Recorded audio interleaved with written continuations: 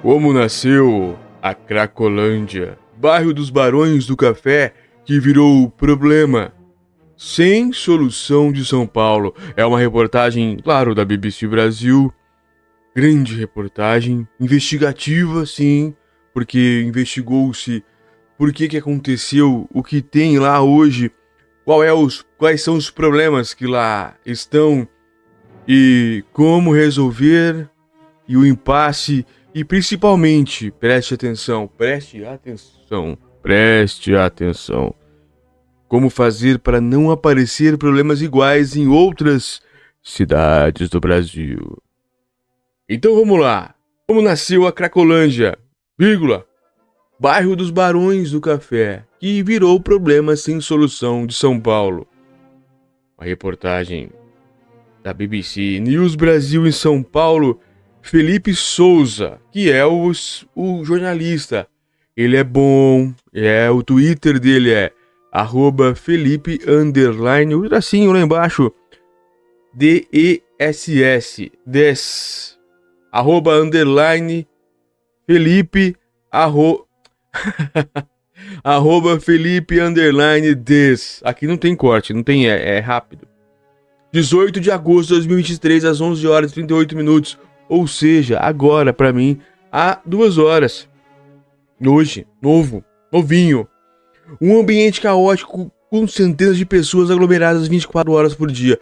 Olha como ele começa muito bem esse artigo. O ambiente caótico com centenas de pessoas aglomeradas 24 horas por dia. Algumas empurram carrinhos de supermercado cheios de roupas e objetos pessoais, ou seja, tudo que eles têm, né? Poxa vida. Enquanto outras caminham sem direção e com o olhar perdido. Elas são atraídas pela mesma coisa, o crack.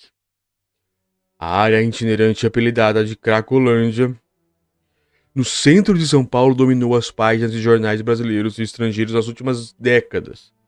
Não é de agora, é de décadas o problema. O número de pessoas que se concentram ali varia bastante, até mesmo em um único dia. Em alguns momentos, podem ser algumas dezenas de pessoas, em outros centenas, que chegam a ocupar 2 ou 3 quarteirões inteiros. Para quem não conhece o problema, olha só o tamanho do problema. Primeiro ele está explicando o que é, para depois ele vai entrar aqui com as origens, infelizmente. A Cracolândia é considerada para alguns especialistas como um dos problemas urbanos de saúde, segurança pública e social mais difíceis de solucionar no Brasil. Mas, como a Cracolândia chegou ao ponto que está hoje? A pergunta-chave. É a pergunta-chave aqui. Mas como a Cracolândia chegou ao ponto em que está hoje?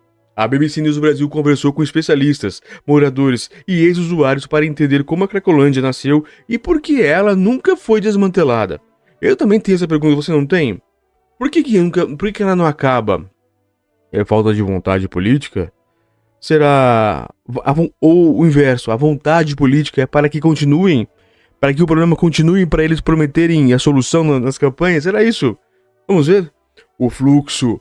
Como é chamada a maior concentração de usuários que já mudou incontestáveis vezes de lugar. A presença dele é o motivo para a desvalorização imobiliária, queda nas vendas do comércio nas redondezas e insegurança por conta de medos que os moradores têm de serem roubados. Recentemente, o governador de São Paulo, Tarcísio de Freitas, republicano, chegou a anunciar que migraria essa concentração de usuários para o bairro do Bom Retiro, mas logo recuou. Mas assim, ele não é acabar, é apenas empurrar, né? Glória. Uma moradora local que pediu para não ter o nome verdadeiro revelado diz ter comprado um apartamento na região por conta da quantidade de serviços que havia no abastado bairro do Campos Elíseos na década de 1980. Abre essas. Aqui era considerada uma região nobre, com estações de trem, comércios ao redor, uma sala de teatro, o Liceu Sagrado Coração de Jesus. Eu morava na Avenida 9 de Julho, mas queria comprar um apartamento novo, era tudo muito lindo, então compramos um aqui perto. Eu achei o bairro interessante, porque era perto da rodoviária também, e na época não tinha crack, conta ela. A foto é uma imagem devastadora. Da boca do luxo à boca do lixo. Nossa, olha só esse tópico. O tópico é esse. A boca do luxo ou a boca do lixo. O bairro de Campos Elíseos já nasceu como uma região nobre da cidade paulista. Com a intenção de abrigar os barões do café, foi a primeira área planejada de Londrina. De Londrina não, eu confundi Londrina porque Londrina também é considerada a capital do café, então não, né? Barões foi a primeira área planejada da cidade. Os pesquisadores ouvidos pela BBC News Brasil contam que o local foi escolhido pela burguesia para erguer seus casarões porque era privilegiado em diversos aspectos, principalmente pela proximidade com a Estação Luz, que levava ao interior e à então capital do país, o Rio de Janeiro. Também era um local estratégico para que os barões estivessem próximos de onde partiam as locomotivas carregadas com café negociado por eles. Raquel Honig, a professora da Faculdade de Arquitetura e Urbanismo da Universidade de São Paulo, afirma que essa estrutura foi decisiva para que a elite paulista se instalasse ali. Olha que curioso, era ali a elite. Na época do café, aqui em Londrina, que eu estava confundindo agora há pouco, é considerada o ouro verde. E aí também era em São Paulo, claro. Abre aspas. No final dos anos de 1800, as estações ferroviárias da região eram usadas pela elite como meio de transporte. Mas isso mudou com a instalação da rodoviária, que trouxe um movimento de ônibus e imigrantes recém-chegados, além da instalação de pensões de curta duração. Isso foi tensionando com o uso das palacetas, que foram deixando de serem habitados. Conta, ó o começo. Em 1961, o bairro inaugurou a rodoviária da Luz, a primeira da cidade. O local se tornou instantaneamente o principal ponto de chegada da metrópole, e isso foi divisor de águas para a região. A chegada em massa de imigrantes vindos de outras regiões do país atraiu o comércio popular para os arredores da Luz. Com o aumento exponencial do número de pessoas que passaram a circular pelo bairro, a região se tornou movimentada, popular e poluída por conta de grande fluxo de veículos, afirmam os especialistas da BBC News Brasil. Dezenas de lojas foram inauguradas na região para atender às demandas dos viajantes, e a Luz se tornou um dos principais polos de trabalho da cidade. Aos poucos, as famílias mais ricas começaram a se mudar para a Avenida Paulista e Faria Lima, além dos bairros de Moema, Jardim Europa, Jardim Paulista e Higienópolis. Mas esse cenário mudou completamente em 1982, quando o então prefeito Paulo Maluf, olha quem, inaugurou a rodoviária do Tietê, a maior da América Latina e a segunda maior do mundo, atrás apenas do terminal de Nova York. Meses depois, o terminal da Luz foi desativado e isso causou um efeito dominó na região. Foi erro político. Não foi o imigrante, mas foi um erro político, ou alguma coisa ele fez para mudar para lá, algum benefício Paulo Maluf fez, então já sabemos quem é o verdadeiro culpado, Paulo Maluf. Parabéns. Parabéns, Paulo Maluf. Acabou com São Paulo. Da noite para o dia ocorreu o esvaziamento repetido dos hotéis e comércios, explica o pesquisador urbanista Aloysio Marino, pós-doutorando pela USP. A área abandonada foi ocupada rapidamente por pessoas em situação de rua. As pessoas começaram a dormir na marquise da rodoviária, mas no começo eram poucos e não incomodava. Anos depois, fecharam a rua, afirma Glória, a moradora que vive há mais de 3 décadas na região. Honig lembra que o Shopping Fashion Center Luz foi inaugurado no lugar da rodoviária, mas a prefeitura o desocupou para construir um teatro de ópera e dança em uma tentativa de atrair a classe média de volta para o bairro. Mas depois Paulo Lula fez isso. Desde os anos 1980, o governo não reconhece a existência de um bairro popular na região e tenta atrair a classe média. Essas tentativas são feitas sem levar em conta as necessidades de quem ali vive em precariedades. Rony, abre aspas. A prefeitura mandou fechar o shopping, mas ficou abandonado, é claro. E os lugares abandonados atraem pessoas abandonadas. Hoje, há uma guerra contra as pessoas abandonadas para tentar transformar aquele lugar que não é. Óbvio, né? Então o erro político. Ela ainda cita que outros equipamentos culturais como a Sala São Paulo, a Pinacoteca e o Museu de Língua Portuguesa foram inaugurados na região ainda nessa tentativa de atrair a classe média, mas essa região também fracassou. Tópico: a cola e o crack. A região esvaziada com quartos de hotéis pousadas com preços promocionais para tentar manter a ocupação se tornou um conhecido ponto de prostituição e consumo de drogas. Na época era conhecido como boca de lixo. Para entender a origem do nome é necessário saber que nas décadas de 1920 e 1930 se instalaram na região empresas cinematográficas como Paramount, Fox e MG. A partir do final da década de 1960, a indústria do cinema independente ganhou destaque no bairro. O pesquisador Aloysio Marino afirma que a região passou a ter uma relevância também para o samba. Abre aspas. Neste momento iniciou-se um processo de abandono do território para elites. Saiu da boca do luxo para a boca do lixo. Mas a classe popular nunca abandonou a região, afirma o professor. Ainda em aspas, o crack foi ao acesso à cocaína para as pessoas que não tinham dinheiro. Naquele momento, Glória entendeu que o sonho dela tinha se tornado um pesadelo. 30 anos depois de se mudar para a região, ela evita sair de casa por medo de ser roubada e conta que o glamour de décadas atrás deu lugar ao desespero. Abre aspas. Para você ter uma ideia, a paróquia Sagrado Coração de Jesus do Liceu fazia muitos casamentos. Tinha fila de até 2 anos. Era lindo ver as noivas e as pessoas felizes. Mas com o tempo, os próprios flanelinhas que pediam para olhar os carros passaram a quebrar os vidros e fazer furtos. As pessoas saíam, viam tudo destruído e aquilo acabava com o dia delas. Então as pessoas não querem mais se casar lá, afirma. Em 2022, o colégio salesiano, ligado à paróquia, anunciou que fecharia as portas por conta da insegurança na região e a baixa procura por novas matrículas. Para evitar o encerramento das atividades, a Prefeitura de São Paulo fez uma parceria com o colégio e manteve o ensino para 500 crianças do ensino infantil e fundamental público. Tópico: a chegada da pedra. A possibilidade de hospedar por um preço baixo, ser um ponto de prostituição e ainda a grande oferta de drogas em uma área abandonada atraiu traficantes e usuários de diversas regiões, até mesmo de outros estados, para a boca do lixo.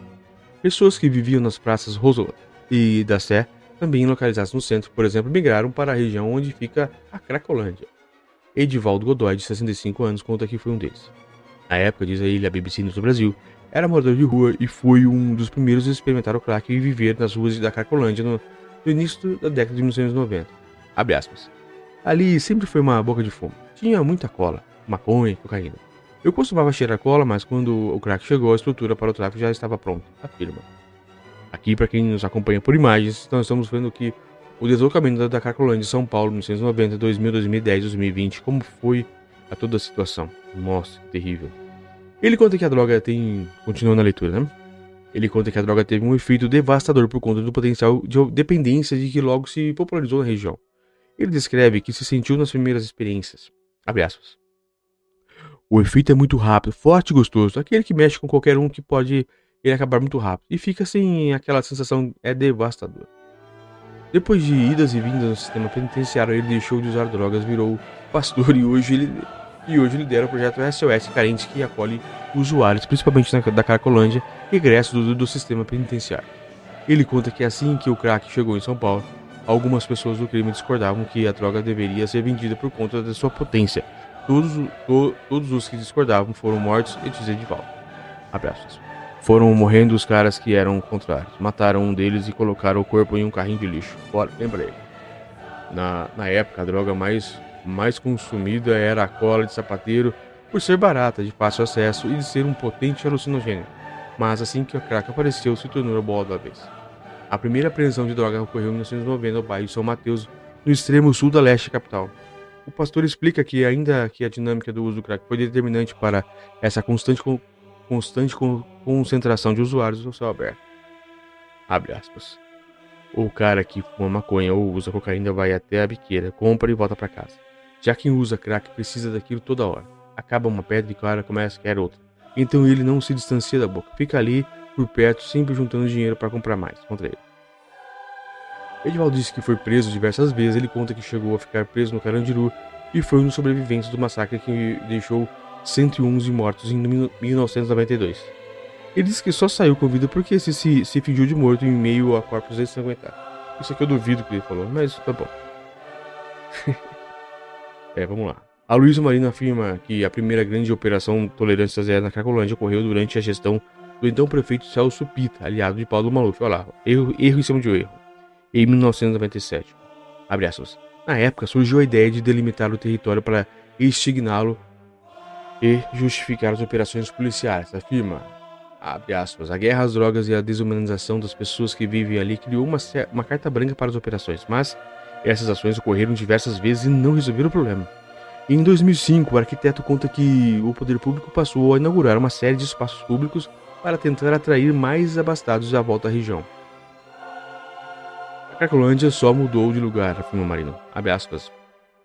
As construtoras querem derrubar tudo e erguer de novo, mas ali é uma região em que há muitos processos de herança mal concluídos, muitas dívidas em imóveis e patrimônios históricos. Tudo ali é tombado, e isso é uma pedra no sapato do mercado imobiliário, dificulta muito o lado deles. Para Marino, o governo deveria testar novas estratégias para tentar desocupar a Cracolândia. Uma delas é dar moradia e emprego para todos os usuários. No ponto de vista dele, a tentativa mais próxima ao menos amenizar o problema da região foi a implantação do programa de braços abertos da gestão de Fernando Haddad na prefeitura. De maneira resumida, o programa oferecia moradia e um salário de R$ 15 por dia para os usuários que fizessem a limpeza das ruas da região. O programa foi criticado na época por moradores e comerciantes da região que avaliavam que o projeto não conseguiria resolver o problema e poderia até agravá-los ou supostamente facilitar a permanência dos usuários na região. Em 2014, um dos idealizadores do projeto também apresentou críticas a ele. Em entrevista ao jornal O Estado de São Paulo, o psiquiatra Dartil Xavier de Silveira apontou que faltavam equipes médicas e treinamento. Em novembro do mesmo ano, no entanto, Dartil retornou de braços abertos com um plano para capacitar agentes de saúde, médicos, psicólogos e policiais que atuavam no programa. Loucura. O programa de braços abertos era um projeto piloto para tentar algo na linha de redução dos danos, com critérios de atendimento, mas a gestão mudou para o prefeito Dória, chamou o programa de Bolsa Crack e encerrou um absurdo que causou um desmonte, afirmou Aloysio Marino. Nas últimas semanas, a Cracolândia viveu uma escalada de violência, foram registrados constantes confrontos entre policiais militares, guardas civis e usuários.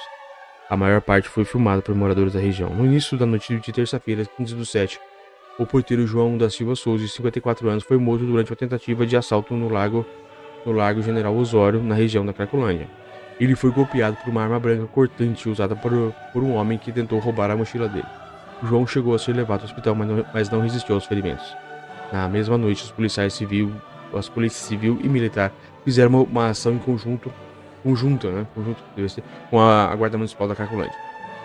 Na Cracolândia. O resultado foram 3 pessoas detidas por tráfico de drogas e prisão de uma mulher procurada por justiça. Nada, né? A Secretaria de Segurança Pública informou em nota enviada à reportagem que a operação também incluiu investigações visando a identificação de cerca de 800 pessoas na região, com o propósito de melhorar e compreender o perfil dos usuários para aprimorar os serviços de saúde e assistência social. Além disso, buscou-se identificar desaparecidos indivíduos que tivessem descumprido penas e medidas alternativas na área, a fim de informar o Poder Judiciário. Muito grande. A morte ocorreu no mesmo dia em que os usuários de drogas entraram em confronto com os lojistas da região. Comerciantes, principalmente da rua Santa Ifigênia, conhecida pelo comércio de eletrônicos, frequentemente usam paus e pedras para expulsar os usuários da região. Os lojistas acusam os usuários de cometerem furtos e roubarem contra comércios de pedestres, o que leva insegurança para a área e atrapalha as vendas. Vídeos publicados no YouTube mostram multidões se enfrentando nas ruas da Santa Ifigênia. Procurado pela reportagem, a Secretaria de Segurança Pública informou que, abre aspas, que ao longo deste ano tem intensificado seus esforços na Cracolândia, buscando aprimorar a qualidade de vida dos moradores, comerciantes e pessoas que passam pelo local. Como resultado dessas iniciativas, os índices de roubo e furto têm diminuído em comparação aos mesmos períodos de 2022. Entre os dias 31 de julho e 6 de agosto, os registros de tais crimes nos bairros de Campos Elíseos e Santa Cecília caíram 24%, apontando por uma tendência à redução sustentada por 18 semanas consecutivas. A pasta ainda disse que, abre aspas novamente, que a queda nas estatísticas criminais reflete a atuação da polícia tanto na área central como nos arredores da região frequentada pelos usuários de droga. Ainda neste ano foram apreendidas 512,78% em entorpecentes a mais do que no ano passado. Adicionalmente, o policiamento ostensivo foi intensificado com um acréscimo de 120 policiais nas ruas diariamente. Nossa, 120 policiais só para atender essa Cracolândia. Não, é absurdo, né? Absurdo, meu Deus. Já a Prefeitura de São Paulo disse à BBC News do Brasil que vem ampliando ou melhorando a oferta de serviços de tratamento e assistência à população em situação de rua que faz uso de álcool e outras drogas. Abre aspas. Hoje, já são mais de 450 beneficiários que deixaram a Cracolândia e foram inseridos no mercado de trabalho. O monitoramento e aprimoramento dessa política é constante, disse a Prefeitura em nota. Para o urbanista Aloysio Marinho, da USP, a melhor maneira de lidar com o problema é de forma humanizada e oferecer estrutura para que ela tenha atendimento médico, moradia e emprego. Abre aspas e finalmente. É preciso tratar o problema sem cair no debate moral. Assim, lógico que o Aloysio Marinho, certamente algum militante, alguma coisa assim, mas defendeu o Haddad, uma medida paliativa que ele fez que não teve efeito nenhum. Não foi o Dória, é uma sucessão de erros.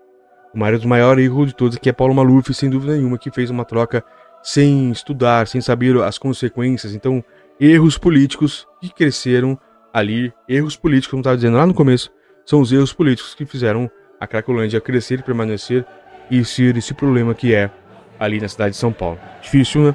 Mas é preciso jogar na cara das pessoas aquilo que precisa ser feito.